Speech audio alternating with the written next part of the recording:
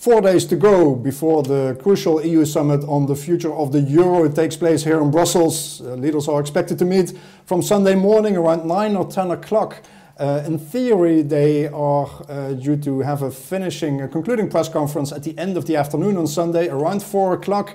But it's likely that it will be a very long meeting that may come up with the result, whatever that result may be, only a few hours before the financial markets open on Monday, and that's around 8:30, 9 o'clock on Monday morning. So it could be a very late night for everybody working in Brussels on Sunday.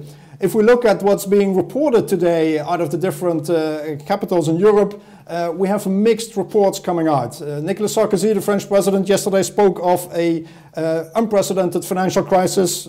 What's new? But he says the Eurozone is really at risk. And if we do not have the capacity to create a bold action plan for the Eurozone, it may be that the European Union itself could be at risk. There's also reports coming out that the role of the EFSS, the European Rescue Fund, could become very significant in this deal. The Guardian newspaper saying that the size of this fund could be increased to 2,000 billion euros. We heard figures that were even bigger, 2,500 billion euros that people are talking about.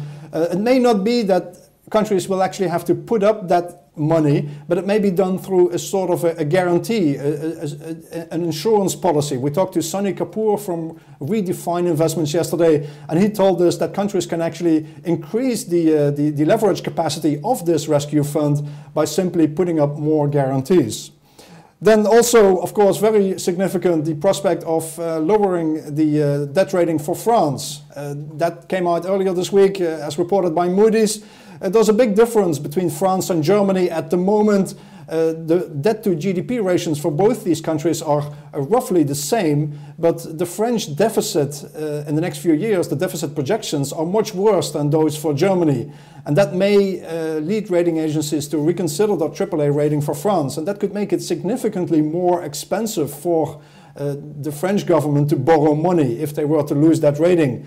And of course, with presidential elections around the corner sometime next year, it could be that all that is also figured into what we are going to see here in Brussels. Sarkozy made a point saying that if we cannot save the Eurozone, we may be able to question the future of the European Union as a whole. In the meantime, also some bad news for southern European countries. Spain saw its debt rating already downgraded by Moody's. It had a double notch downgrade to A1 from AA2. That is bad news for Spain. And then Italy is not looking good as well. 24 banks in Italy had their ratings placed under review last night as well. There's a lot more to report on this. We'll be reporting today actually on the press conference that José Manuel Barroso and Olli Rehn, the Economic and Financial Affairs Commissioners, are giving here in Brussels in the building just across the street from here. We're likely to get some more indications on what the summit actually is going to bring. We'll keep you posted, but that's it for now for this Euro Crisis Update. Thank you.